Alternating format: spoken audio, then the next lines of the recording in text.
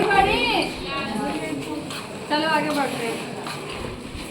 वनस्पति विज्ञान हो गया, भू विज्ञान हो गया। अब आगे बढ़ते हैं। अब आते हैं मिस्टर हैकल के बारे में। मिस्टर हैकल जी क्या बोलते हैं, बोलेंगे पूरा चैप्टर पढ़ा है, ध्यान सुनिएगा।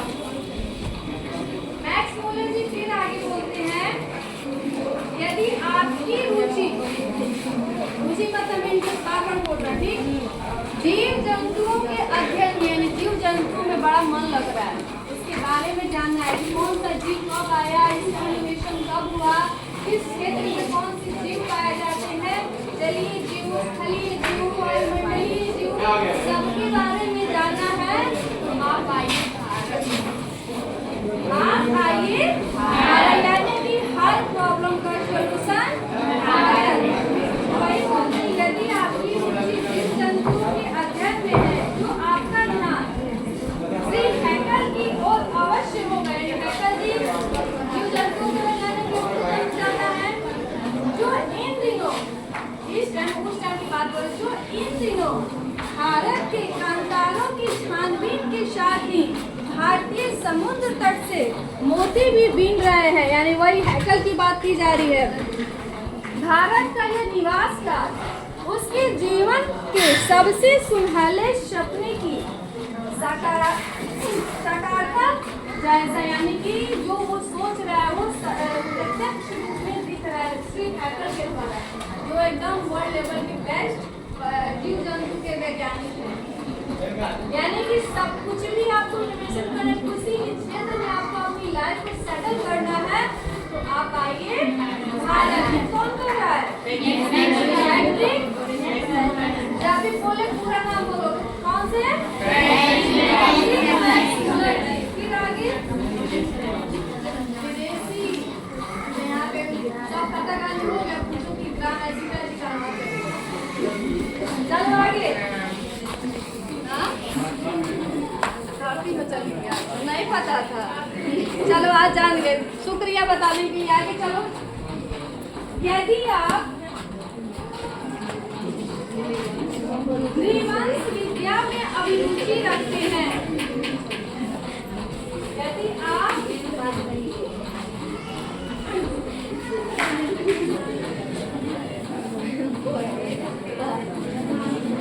आप नृवंश विद्या में अभिरुचि रखते हैं तो भारत आपको एक जीता जागता संग्रहालय नहीं लगे, यानी मानव से संबंधित आपको जानकारी चाहिए कि मानव की उत्पत्ति कब हुई है, कैसे हुई है, किस जानवर से हुई है, उसके लिए भी आपके भारत की भूमि आपका स्वागत कर रही है। आइए इस धरती पे और इस विद्या में अभिरुचि रखने वाले ऐसे बालक बालिकाएं आगे अपनी शिक्षा को प्रगाढ़ और गाढ़ा करें। फिर आगे बोलते हैं कि यदि आप पुरातत्व प्रेमी मतलब कि पुरानी चीजों से, ठीक है, जो होती है जैसे सिंधु घाटी की सभ्यता, हड़प्पा सभ्यता, मोहनजोदड़ो, हाँ, कालीबंगा, आप लोग हिस्ट्री में पढ़े होंगे, इन सबसे रिलेटेड आप लोग जानना चाहते हो, इसके वैज्ञानिक बनना चाहते हो, उसके लिए भी आप आओ। कहाँ आओ? भारत। तो वही बोले, यदि आप पुरातत्व प्रेमी हैं और यदि आपने यहाँ रहते हुए पुरातत्व के उत्खनन के द्वारा एक प्राचीन चाकू, यानी कि पुराना चाकू या चकमक, चाकू को चकमक भी कहते हैं, एज ए ऑब्जेक्टिव फॉर्म में ये क्वेश्चन पूछा भी जाता है, चकमक या किसी प्राणी का कोई भाग ढूंढ निकालने के आनंद का अनुभव किया हो, यानी जो पुरातत्व प्रेमी होगा, कुछ सामान मिलेगा तो पुरातत्व प्रेमी को भी आनंद आएगा। बाकी लोग तो नॉलेज लेके फिर रफा दफा कर देंगे, हाँ ठीक है यहाँ से ये चीज़ मुझे मिली है, लेकिन जो उस विभाग में काम करता है उसके लिए वो चीज़ पीने से कम नहीं है।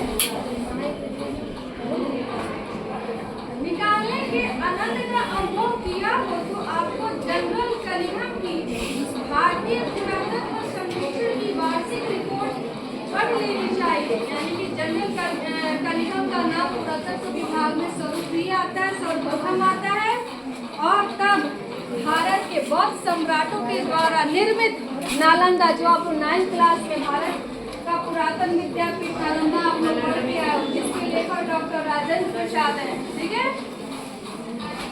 बौद्ध सम्राटों के द्वारा निर्मित नालंदा जैसे विद्यालयों अथवा विहारों के ध्वंसावशेषों को खोद निकालने के लिए आपका फावड़ा आतुर हो उठेगा। जैसे नालंदा विश्वविद्यालय जब हिंदू हो चुका था, बख्तियार खिलजी के द्वारा पढ़े होंगे, उसका नाश हो चुका था।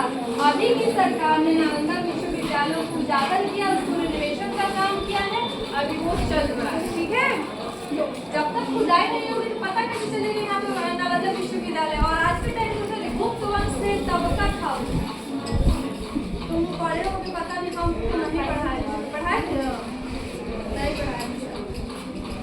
अभी सर चैप्टर 9 क्लास में चल रहा है। आगे बढ़े, यानी कि पुरातत्व प्रेमी में कितना नाम आता है? जनरल कार्यक्रम का, इसको भी अंडरलाइन कर देना। हर सब्जेक्ट का आता है दूसरा क्वेश्चन, ठीक है। जनरल करना पुरातत्व प्रेमी। आगे बढ़ते हैं। यदि आपके मन में पुराने सिक्कों के लिए लगाव है, यदि आपके मन में पुराने सिक्कों के लिए लगाव है, तो भारत भूमि में ईरानी, कोरियन, सीरियन, पेशियन, पार्थियन, यूनानी, मैकेडोनिया, सको, रोमन और मुस्लिम शासकों के सिक्के प्रचुर परिमाण में उपलब्ध होंगे। क्यों होंगे? कोई बता सकता है इतने लोगों का, इतने शासकों का क्यों नाम दिया गया है? क्यों होंगे? कोई बताएगा? कोई बताएगा आगे इतने लोगों का नाम क्यों जिक्र किया गया है? इसलिए कि सबने भारत में आक्रमण किया, भारत में अपनी सत्ता का स्थापन किया रहे, और जो राजा अपना यहाँ रहेगा तो अपने अनुसार सारी चीज करेगा। तो जैसे कि ईरानी आए, उसने कैसे सिक्के चलाए, केरियन आए, पेशियन आए, पार्थियन आए, यूनानी, सबने कैसे कैसे किस काल में कौन से सिक्के चलते हैं। और जो भी राजा होता है ना, तो अपना एक इंडिकेशन पॉइंट उसमें जरूर छपवाता है, ताकि उसे पता चले किस युग का ये सिक्का है। बहुत सारे राजाओं ने भारत को आक्रमण किया और यहाँ पे रहे ना, कुछ नाम आपके बुक में दिया गया है, तो इनके द्वारा प्रचलित सिक्कों की खोज। आगे बढ़ते हैं तब और समझ में आएगा। जब वारेन हेस्टिंग्स भारत का गवर्नर जनरल था, ये क्वेश्चन आया भी था, उसको लाइन करते जाता तो वाराणसी के पास यानी बनारस के पास उसे 172 दारिस नामक सोने के सिक्कों से भरा एक घड़ा मिला था बनारस से। ठीक है, 109 यानी कि हर एक साल के सोने, यानी कि यहाँ पे जब खुदाई हुई उस टाइम जनरल था वारेन हेस्टिंग्स भारत का। जब खुदाई हुई तो इसका राज था, विक्टोरिया का राज था, अंग्रेजों का राज था, हमारा भारत गुलाम था। ये वारेन हेस्टिंग्स अच्छा इंसान। जब खुदाई हुई थी तो सोने के सिक्के मिले थे, बोले थे बनारस के पास, इसने भेज दिया विक्टोरिया के पास, ब्रिटेन। ठीक है, कि हमारी जो रानी है, सम्राज्ञी है, विक्टोरिया है, इसको लेंगी ना तो मेरी जो उन्नति है, जैसे मान लो मैं टीचर हूँ, प्रिंसिपल हूँ, वैसे पद के लिए उनकी और भारत की पुरानी चीज है, इसको खोज करके एक संग्रहालय यानी कि म्यूजियम में रखने चाहिए। इस उद्देश्य से उसने वो सोने से मिला घड़ा भेज दिया, लेकिन इसका हुआ जस्ट अपोजिट। वो उसकी महत्ता को विक्टोरिया नहीं समझी, बस महज क्या समझी, ये सोने के सिक्के हैं, इसको पिघलाकर कोई नया जेवर बनाना। उसकी भारत की जो पुरानी सत्ता है उसको कुछ नहीं समझा। देखो आगे भी दिया, मैं आगे पढ़ूंगी। तो जब वारेन हेस्टिंग्स भारत का गवर्नर जनरल था तो वाराणसी के पास से 172 दारिस नामक सोने के सिक्के से भरा एक घड़ा मिला था।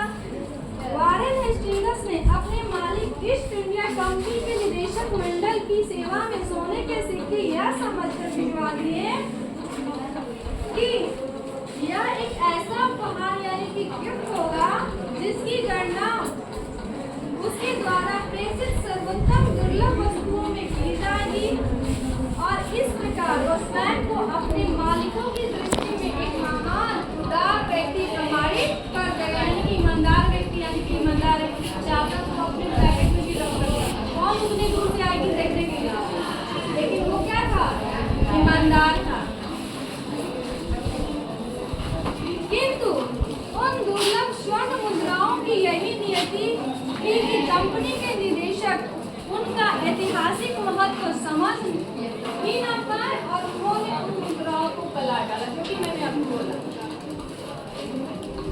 जब वारेन हेस्टिंग्स इंग्लैंड लौटा, यानी अपना जो कार्यकाल करके पूर्ण करके जब इंग्लैंड लौटा, तो वे स्वर्ण मुद्राएं नष्ट हो चुकी थी, यानी वो इस टाइम तक खत्म हो चुकी थी। अब यह लोगों पर निर्भर करता है कि आप ऐसी आगेपूर्ण घटनाएं भविष्य में कभी ना होने दें।